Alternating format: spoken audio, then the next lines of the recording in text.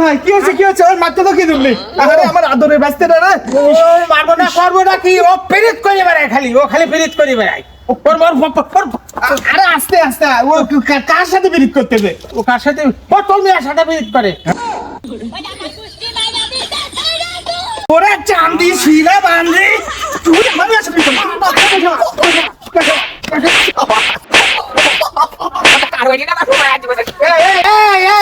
ছোট ভাই এই কি হচ্ছে তুই থাম তুই আবার মারতেছিস গাড়ি কি করবো হারাম যাতে করছে নাকি